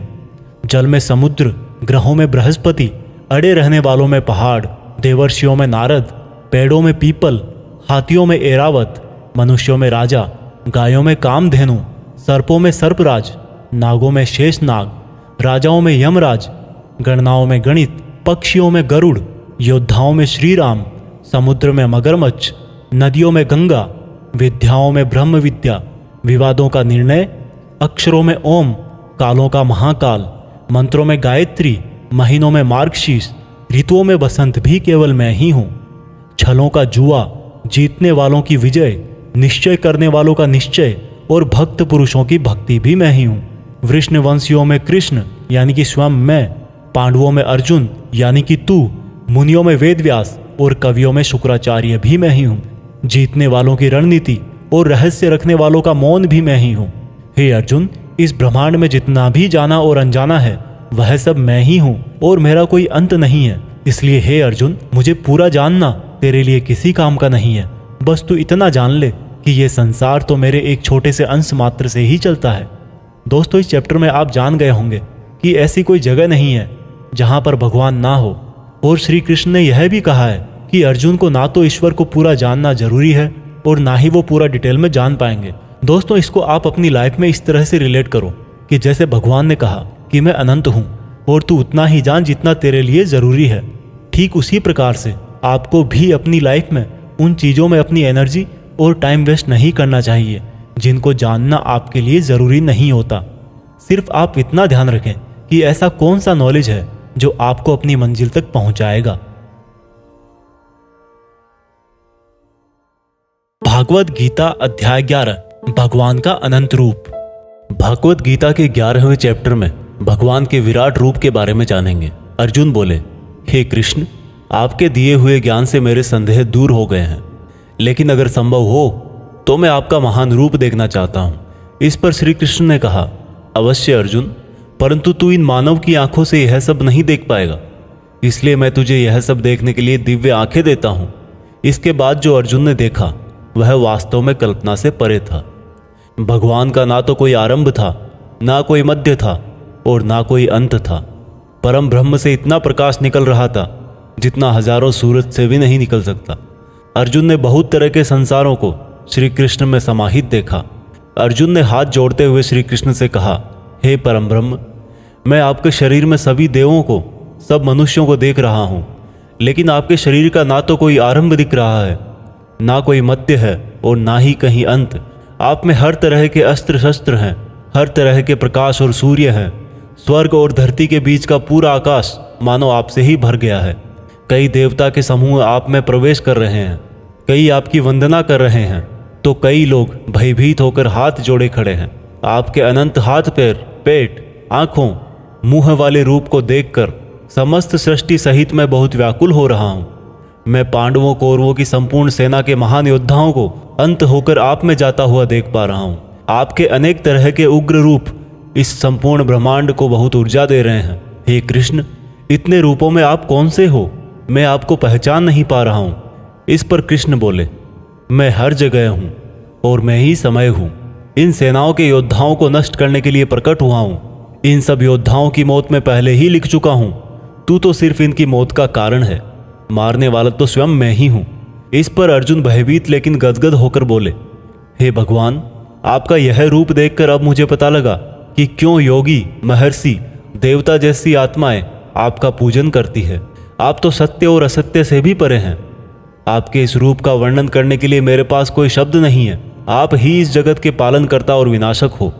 आपको कोटि कोटि नमस्कार, आपको कोटि कोटि नमस्कार, नमस्कार। आपके लिए हर दिशा से नमस्कार, क्योंकि आपका कोई आदि नहीं है, मध्य नहीं है और अंत भी नहीं है। हे प्रभु, मैंने जाने अनजाने में आपको भाई, कृष्ण, मित्र कहा है और कई बार लोगों के सामने आपका मजाक भी उड़ाया है। मुझे आपके इस सत्य का पता नहीं था, इसलिए अगर संभव हो तो मुझे क्षमा कीजिए। मैं आपकी वंदना करता हूँ। पिता जैसे पुत्र को और सखा जैसे सखा को क्षमा कर देता है, वैसे ही आप भी मुझे क्षमा करें। आपके इस रूप को देखकर मैं खुश भी हो रहा हूँ और भयभीत भी हूँ, इसलिए अब कृपा करके आप अपना प्रसिद्ध चतुर्भुज विष्णु रूप दिखाइए। मैं आपको मुकुट, चक्र और गदा के साथ देखना चाहता हूँ। इस पर श्री कृष्ण बोले कि अर्जुन, मैंने तेरे आग्रह पे वह रूप दिखाया है जिसको आज तक कोई मनुष्य नहीं देख पाया है और ना ही देख पाएगा। मेरे इस रूप और अनंत आकार को देखकर तू व्याकुल भी ना हो और पागल भी ना हो, और अब तेरी इच्छा अनुसार तू मेरा चतुर्भुजी रूप भी देख। इस प्रकार से श्री भगवान ने अपना चतुर्भुजी रूप दिखाकर अर्जुन का साहस बंधाया और अनंत रूप से उत्पन्न हुई व्याकुलता भी दूर करी। इस पर अर्जुन बोले कि हे कृष्ण, अब मैं आपके इस रूप को देखकर फिर से शांत हो गया हूँ। कृष्ण बोले, अर्जुन, जो चतुर्भुजी रूप तुमने अभी देखा है वो बड़ा ही दुर्लभ है और इसको देखने के लिए देवता भी तरसते हैं। यह चतुर्भुजी रूप किसी भी यज्ञ, दान, तप और वेद से देखा जा सकता है, परंतु अर्जुन, जो तेरी तरह मेरा परम भक्त है, कर्तव्य परायण है, वासना और बैर रहित है, वह अंत में मुझे ही प्राप्त होता है। इसलिए मैंने यह रूप तुझे दिखाया है। दोस्तों, गीता के इस अध्याय से आप आज के टाइम में यह सीख सकते हो कि अगर हम अपनी मेहनत के रास्ते पर सही हैं तो कई बार हमें अपनी सफलता को पाकर विश्वास नहीं होता। हमें पता ही नहीं लगता कि हमने इतनी मेहनत कर ली, और जब सफलता आती है तब भी लगता है कि ये तो बहुत बड़ी है, मैंने इतनी मेहनत तो की ही नहीं थी। और दोस्तों यही महान लोगों का एक गुण भी है, वो मेहनत करते हैं लेकिन उनको यह भी आभास नहीं रहता कि वो कितनी मेहनत कर रहे हैं। यह उनके बड़प्पन को दिखाता है। भागवत गीता अध्याय 12 भक्ति योग। दोस्तों गीता के 12वें चैप्टर में हम जानेंगे कि अपने गोल्स पर कैसे अडिग रहें, एक स्टूडेंट को क्या करना चाहिए। अर्जुन ने कहा कि हे भगवान, आपको क्या मानकर पूजना ज़्यादा अच्छा है, रूप या फिर निराकार। श्री कृष्ण ने कहा, जो भक्त मन को एकाग्र करके श्रद्धा से युक्त होकर मुझ सगुण रूप परमेश्वर को भजते हैं, वह मुझे योगियों में श्रेष्ठ लगते हैं। परंतु जो भक्त अपनी इंद्रियों को वश में करके मन बुद्धि से परे मेरे अविनाशी रूप पर ध्यान लगाते हैं, वह मुझे ही प्राप्त होते हैं। जो भक्त अपने कर्मों को मुझ में अर्पण करके मेरा चिंतन करते हैं, वो भी मुझे ही प्राप्त होते हैं। इसलिए तू मन को मुझ में ही लगा, और अगर तेरे लिए मन को वश में करना संभव नहीं है तो तू योग द्वारा मुझको प्राप्त करने का प्रयत्न कर। जिसके क्रोध और सभी द्वेष समाप्त हो गए हैं, वह भक्त मुझे बहुत पसंद है। अगर तू मन को रोकने के अभ्यास में भी असफल है तो तू मेरे लिए ही कर्तव्य परायण हो जा और कर्म फल का त्याग कर दे। अभ्यास से ज्ञान श्रेष्ठ है, ज्ञान से मुझ परमेश्वर का ध्यान श्रेष्ठ है, और इस ध्यान से भी श्रेष्ठ है सभी कर्मों के फल का त्याग करना, जिससे तुरंत ही शांति मिलती है।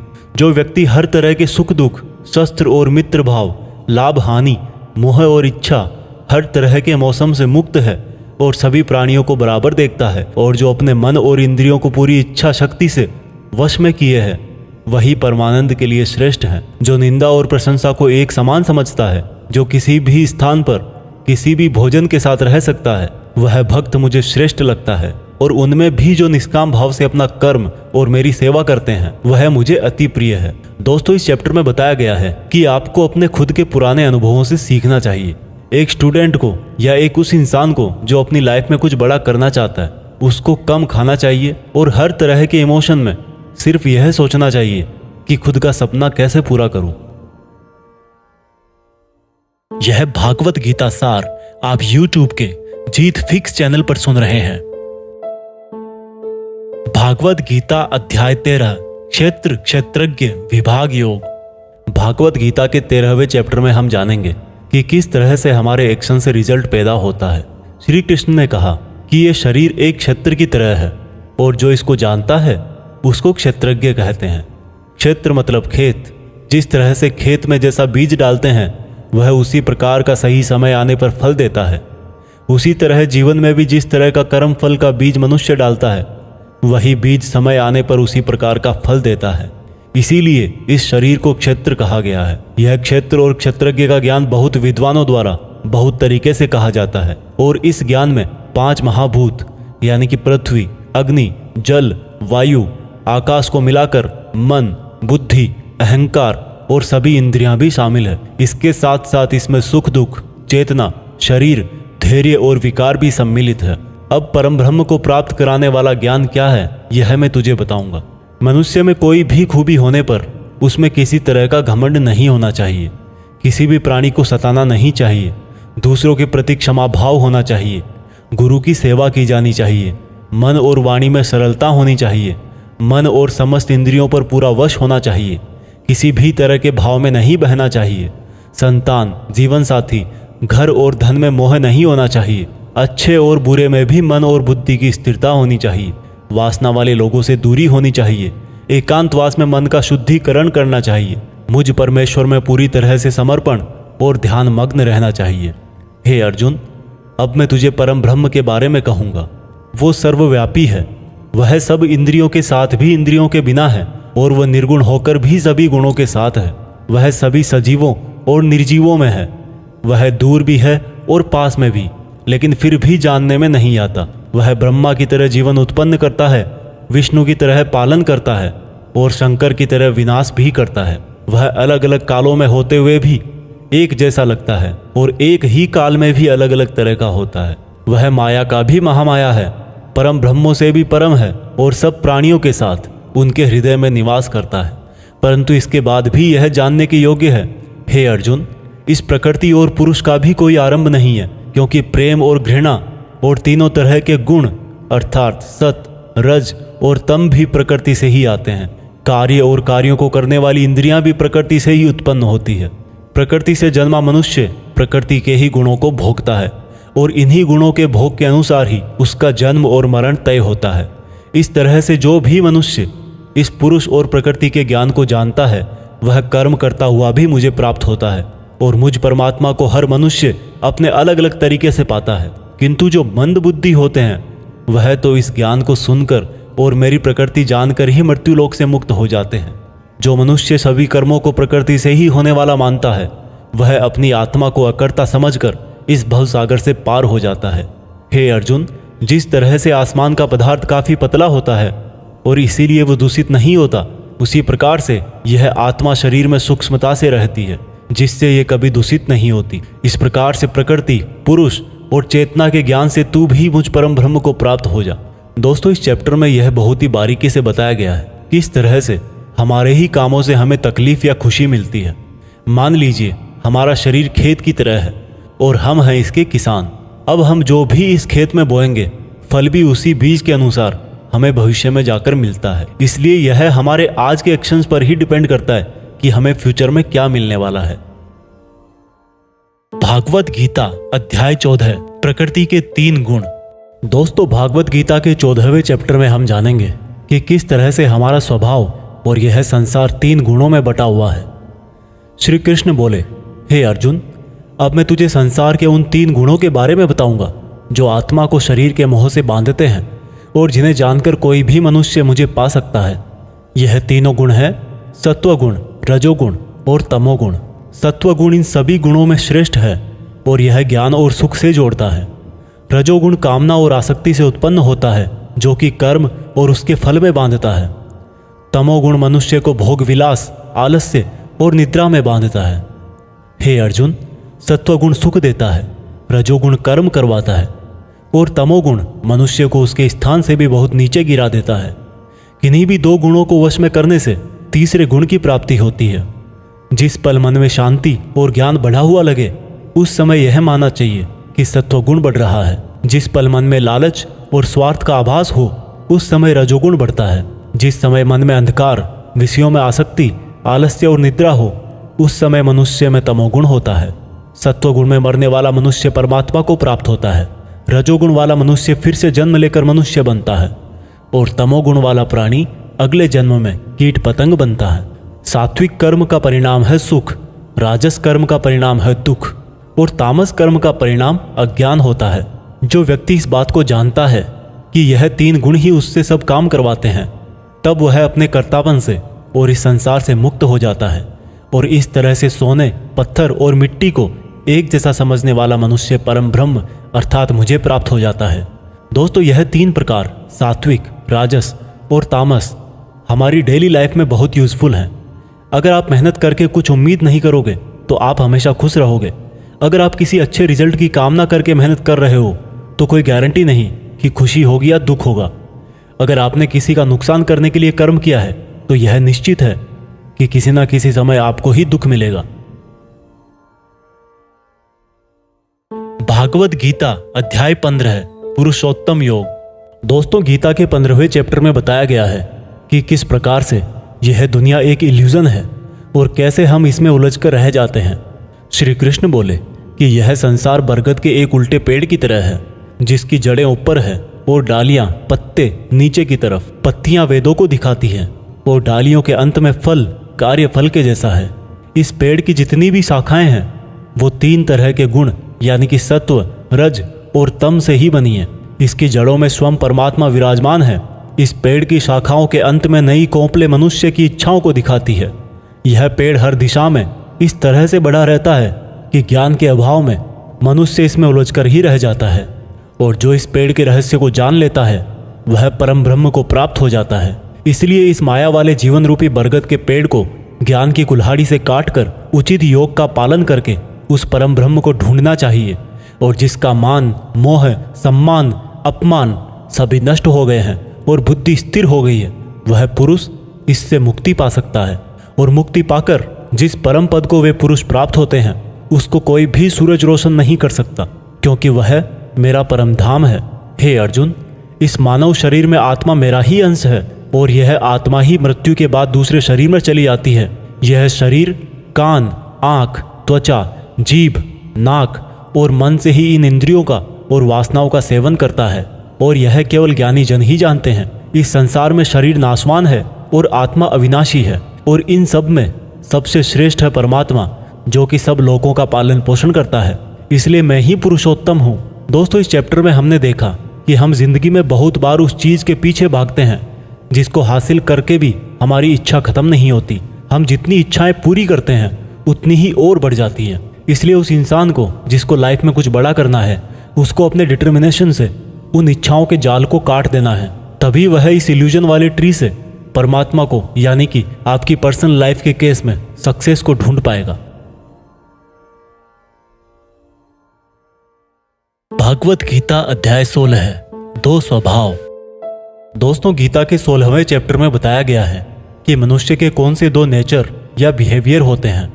श्री कृष्ण बोले, हे अर्जुन, इस संसार में 2 तरह के स्वभाव हैं, देवीय स्वभाव और असुरी स्वभाव, यानी कि देवता के समान और राक्षस के समान।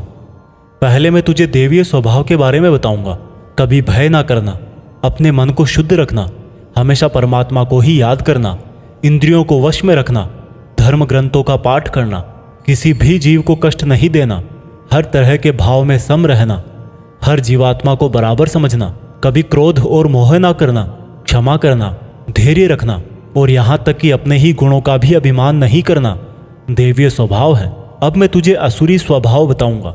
घमंड, क्रोध, सांसारिक आसक्ति, नफरत, अज्ञान, वासनाएं, आशाएं करना और शरीर को इंद्रियों के वश में रखना असुरी स्वभाव है। असुरी स्वभाव वाले ना तो सम्मान से बात करते हैं और ना ही सत्य बोलते हैं।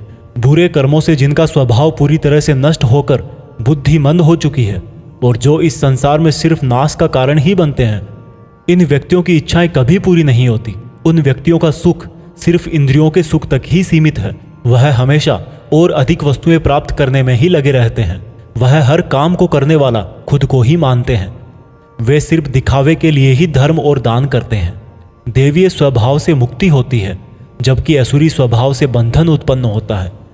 असुरी स्वभाव वालों को तो मैं बार बार असुरों में ही जन्म देता हूँ। इस तरह से असुरी हमेशा नीचे गिरते रहते हैं। हे अर्जुन, काम, क्रोध और लोभ ही नरक के 3 द्वार हैं। इसलिए इनको जितना जल्दी हो छोड़ देना चाहिए। जो भी मनुष्य इन तीनों नरक के द्वारों को छोड़ देता है वह तो फिर मेरे ही आश्रय में आता है। इसलिए हे अर्जुन, तू शास्त्रों सहित इस देवीय स्वभाव को प्राप्त करके आगे बढ़ता जा। दोस्तों, इस चैप्टर का मीनिंग तो आपको आसानी से समझ में आ ही गया होगा। आखिर में जो 3 नेगेटिव फैक्टर्स बताए गए हैं, वासनाएं, गुस्सा और लोभ, यह सबसे बड़े दुश्मन है। इनसे जरा बच के रहना। भागवत गीता अध्याय 17, श्रद्धा के रूप। दोस्तों, गीता के 17वें अध्याय में आप जानेंगे कि कर्मों को, भोजन को, यज्ञ को, तप को, ज्ञान वगैरह को कौन से 3 भागों में बांटा गया है। अर्जुन बोले, हे कृष्ण, जो मनुष्य शास्त्रों को छोड़कर देवों की पूजा करते हैं वो क्या है, सात्विक, राजस या तामस? कृष्ण बोले, हे अर्जुन, जो व्यक्ति देवों को पूजते समय जिस तरह का विचार रखते हैं वे उसके हिसाब से ही सात्विक, राजस या तामस बनते हैं। सात्विक लोग देवताओं को पूजते हैं, राजस यक्ष और राक्षसों को, और तामस प्रेतों को। जो मनुष्य शास्त्रों से दूर रह के भी मन से कठिन निर्णय लेता है और कर्म करता है और कर्म को ही तप मान करके करता है, वह भी इस संसार से मुक्त है। जिस तरह से भोजन भी सात्विक, राजस और तामस होता है, उसी तरह से यज्ञ, तप और दान भी 3-3 प्रकार के होते हैं। फलों से किया गया भोजन सात्विक होता है। राजस भोजन स्वाद में तीखे, जैसे कि मीठे, खट्टे, बहुत गर्म आदि होते हैं, और तामस भोजन में जैसे दुर्गंध वाले, बिना रस के, अधपके, अपवित्र आदि हैं। इस तरह यज्ञों में शास्त्र विधि से नियत और फल की इच्छा रहित किया गया यज्ञ सात्विक है। केवल फल प्राप्ति को ध्यान में रखकर किया गया यज्ञ राजस यज्ञ है। शास्त्रों के विरुद्ध, दान रहित और श्रद्धा रहित किया गया यज्ञ तामस यज्ञ है। इसी तरह से तपों में ऐसा तप जो फलों की इच्छा से रहित हो, सात्विक तप कहलाता है। किसी वस्तु की प्राप्ति के लिए किया गया यज्ञ राजस तप कहलाता है, और किसी की हानि करने के लिए किया गया तप तामस तप कहलाता है। इस प्रकार से दान में बिना खुद को श्रेय दिए जिसको जो आवश्यकता हो वह दान कर दिया जाए और यह समझा जाए कि दान ही कर्तव्य है, वह दान सात्विक दान कहलाता है। जैसे कि भूखे को खाना खिलाना, वस्त्रहीन को वस्त्र पहनाना, अकाल क्षेत्र में अन्न दान करना। जो दान उसके फलों को दृष्टि में रखकर खुद का मान बढ़ाने के लिए, स्वर्ग की प्राप्ति के लिए और दान के बदले में वापस प्रत्युपकार की चाह में दिया गया हो, वह राजस दान कहलाता है। जो दान बिना सम्मान के किसी को अपमान करके बलपूर्वक दिया जाता है या किसी अयोग्य को दिया जाता है तो उसको तामस दान कहते हैं। श्रद्धा सहित, फल की इच्छा रहित और जगत कल्याण के लिए किया गया दान, यज्ञ और तप मनुष्य को इस संसारी माया से मुक्त करके मुझ में विलीन करता है। दोस्तों, इस चैप्टर में आपने सुना कि हर कर्म के 3 प्रकार होते हैं और इन कर्मों को करते टाइम आपके मन में जैसी भावना या जैसा मकसद होता है उसी तरह से आपको फल मिलता है। और ये तीनों प्रकार हैं सत, रज और तम। सत सबसे अच्छा माना गया है, तम सबसे गिरा हुआ माना गया है। सत का मतलब है आप जो भी काम करें, मेहनत करें, उसमें एकदम इमोशनली स्टेबल होकर, बिना उस काम के रिजल्ट के बारे में सोचे, बिना उस काम को करने का क्रेडिट लिए, खुद के मन की शुद्धता और संसार का कल्याण करने के लिए करें। लेकिन आज के टाइम में हम अपने गोल्स के लिए काम करते हैं जिनमें हमें मेहनत के लास्ट में रिजल्ट चाहिए होता है। भगवान कृष्ण ने कहा है कि हमारे दुखों का और काम बिगड़ने का यही मेन रीजन है कि हम उसके रिजल्ट के बारे में सोच सोच कर परेशान रहते हैं। इसलिए दोस्तों, आप भी सत्य के इस रास्ते पर रहने की कोशिश करें। भागवत गीता अध्याय 18 उपसंहार। दोस्तों, गीता के 18वें और आखिरी चैप्टर में हम जानेंगे कि क्या त्याग और संन्यास एक ही है। इस पूरे गीता ग्रंथ का निचोड़ भी आपको इसी चैप्टर में मिल जाएगा, इसलिए आपको इस चैप्टर को लास्ट तक ध्यान से सुनना चाहिए। अर्जुन बोले, हे कृष्ण, मैं त्याग और संन्यास के बारे में जानना चाहता हूं। श्री कृष्ण ने उत्तर दिया कि अर्जुन, इस संसार में कुछ लोग कर्मों के फलों को छोड़ने को त्याग कहते हैं और अगर कर्मों को ही त्याग दे तो उसको संन्यास कहते हैं। कुछ लोग सभी कर्मों को दोष भरे और सभी दुखों का कारण मानकर उनका त्याग करने के लिए बोलते हैं और कुछ लोग बोलते हैं कि यज्ञ, तप और दान वाले कर्म कभी भी नहीं त्यागने चाहिए। इसलिए अर्जुन, अब तू मेरे से त्याग और संन्यास को अच्छी तरह से समझ। इन दोनों में से मैं त्याग को पहले बताऊंगा क्योंकि यह त्याग भी 3 तरह का होता है, सात्विक, राजस और तामस। यज्ञ, तप और दान ये तीनों त्याग के योग्य नहीं बल्कि फल की इच्छा के बिना किया गया यज्ञ, तप और दान यही सात्विक त्याग कहे जाते हैं। मतलब जो शास्त्रों में दिया गया कर्म और धर्म जिसमें फल और आसक्ति ना हो उसको सात्विक त्याग कहा जाता है। कोई मनुष्य अगर सभी कर्मों को यह समझकर त्याग दे कि यह कर्म ही दुखों का कारण है तो यह त्याग राजस त्याग कहलाता है। किसी अन्य मोह के कारण अगर किसी कर्म का त्याग कर दिया जाए तो त्याग को तामस त्याग कहते हैं। जो व्यक्ति किसी भी काम से ना तो प्रेम करता है और ना ही नफरत करता है, ऐसा बुद्धिमान व्यक्ति ही सच्चा त्यागी है। मनुष्य शरीर कितना भी प्रयास कर ले लेकिन वो फिर भी पूरी तरह से कर्म को नहीं छोड़ सकता, जैसे कि सांस लेना। इसलिए कर्मों के फलों को छोड़ देना ही सच्चा त्याग होता है।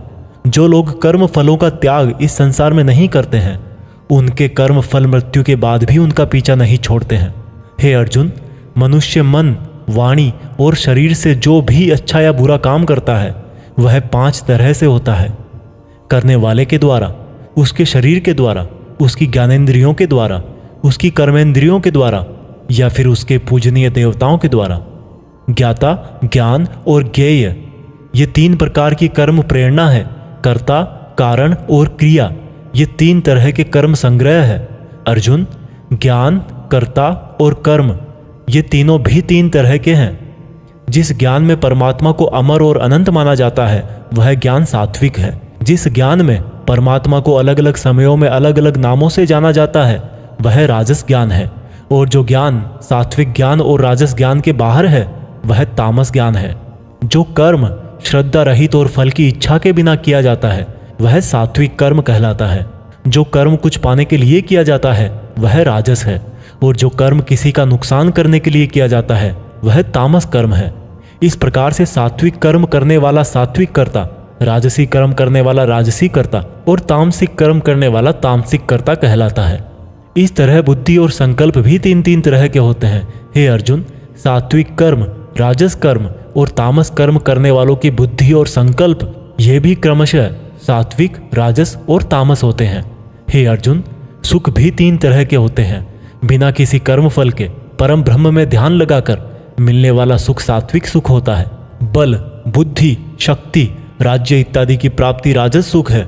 नींद, आलस्य और वासना इत्यादि तामस सुख है। इस पूरे ब्रह्मांड में इन तीनों प्रकार के अलावा और कुछ भी नहीं है। हे अर्जुन, ब्राह्मण, क्षत्रिय, वैश्य और शूद्र, इन चारों के कर्म इनके गुणों के आधार पर बांटे गए हैं। अपनी मन और इंद्रियों को वश में रखना, सभी प्राणियों का भला करना, धर्म का पालन करना, बिना कर्ता भाव के कर्म करना, परमात्मा में ध्यान लगाना, ये सब गुण जिसमें होते हैं उसको ब्राह्मण कहना चाहिए। बल, बुद्धि, दान, वीरता, शासन, ये सब क्षत्रिय के कर्म है। खेती, व्यापार इत्यादि वैश्य का काम है तथा इन सब वर्णों की सेवा करना शूद्र का कर्म है। हे अर्जुन, दूसरों के धर्म और कर्म से तो अच्छा है भले ही कम गुणों वाला हो, लेकिन अपना ही कर्म और धर्म निभाएं, और ऐसा करना ही मोक्ष के द्वार खोलता है। मानव कर्मों में कुछ ना कुछ कमियां तो रहती ही है, फिर भी उसको खुद का कर्म नहीं छोड़ना चाहिए। जिस तरीके से कोई व्यक्ति भगवान को पा सकता है वह अब मैं तुझसे सारांश में कहूंगा। हमेशा और हल्का भोजन करने वाला, हमेशा और हल्का भोजन करने वाला, अपने देश का धर्म निभाने वाला, इच्छाओं का त्याग करके एकांत में ज्ञान का अध्ययन करने वाला, मन, वाणी, शरीर को वश में रखने वाला, लाभ हानि, सजीव निर्जीव, मित्र शत्रु, इन सब को बराबर समझने वाला, घमंड, बल, मोह रहित और शांति सहित भगवान से अनंत भक्ति प्रेम करने वाला सदा के लिए मेरे पास आ जाता है। इस तरह का ब्रह्म योगी ना तो कोई आशा करता है, ना ही स्वयं को या दूसरों को दोष देता है, और ना ही दुख और सुख में विचलित होता है। इस तरह का परम योगी सब कर्म करता हुआ भी स्वयं को कर्ता ना समझकर मुझ परमात्मा को ही कर्म करने वाला समझता है। हे अर्जुन, इस तरह से तू भी इन बातों को समझकर अगर अपना धर्म और कर्म निभाएगा तो तू भी मुझ में परम पद पाएगा। और अगर तू इस तरह बोलकर कि मैं युद्ध नहीं करूंगा, मेरे ज्ञान को नहीं मानेगा, तो अपने धर्म, कर्म और परमार्थ से भटक जाएगा और नष्ट हो जाएगा। हे अर्जुन, तेरे अंदर भी मैं ही हूं, इसलिए तू सब मोह छोड़कर और इस माया से बाहर निकलकर अपना कर्म और धर्म युद्ध कर। इसी से तू मुझ भगवान के धाम में ऊंचा स्थान प्राप्त करेगा। अर्जुन, मैंने पूरे रहस्यमयी और गोपनीय ज्ञान तुझे अच्छी तरह से बता दिए हैं, फिर भी तू अब जो समझकर करना चाहे वैसा करना। लेकिन अर्जुन, तू मुझे बहुत ही प्रिय है, इसलिए मेरा ही भक्त बन और मुझे ही सदा प्रणाम कर। मैं प्रतिज्ञा करता हूँ कि ऐसा करने से तू मेरे ही पास आएगा। फिर भी यदि तुझे ऐसा लग रहा है कि तू पाप करने जा रहा है, तो जब तू मेरी ही शरण में आ जाएगा तो मैं तेरे पूरे पापों को माफ कर दूंगा। इसलिए तू दुखी मत हो। और अर्जुन, तू इस दिव्य ज्ञान को उस व्यक्ति से मत कहना जो इसको सुनना नहीं चाहता, या भक्ति और कर्म नहीं करना चाहता, या परमात्मा में दोष निकालता हो। परंतु तू जिस भी मेरे भक्त को मेरा प्रिय समझकर यह ज्ञान कहेगा, वह भक्त इस संसार में मेरा सबसे प्रिय भक्त होगा। इस गीता ज्ञान को समझना ही वास्तविक ज्ञान यज्ञ है, और इस ज्ञान यज्ञ से भी कोई भक्त मुझे प्राप्त कर सकता है। हे अर्जुन, अब मुझे यह बता, क्या तेरा अज्ञान मिट गया है? अर्जुन उठकर बोले, हे परम ब्रह्म श्री कृष्ण, मैंने आपका संपूर्ण ज्ञान अपनी बुद्धि में बिठा लिया है और अब मैं स्थिर हूँ, और जैसा आपने मार्गदर्शन किया है मैं ठीक उसी प्रकार से अपने कर्तव्य और धर्म का पालन करूंगा।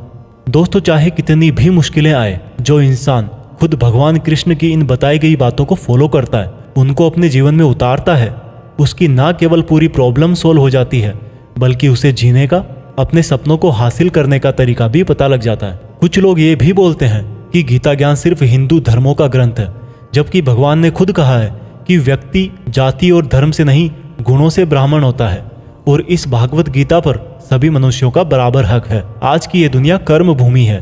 कर्म और मेहनत का सिद्धांत सबके लिए एक होता है। इसलिए आप सब लोग इस गीता ज्ञान को बार बार सुने, हर एज के पुरुष और महिलाओं को सुनाएं, ताकि आप अपनी कर्मस्थल के अर्जुन बनकर अपने जीवन का लक्ष्य हासिल कर सको। जय श्री कृष्णा।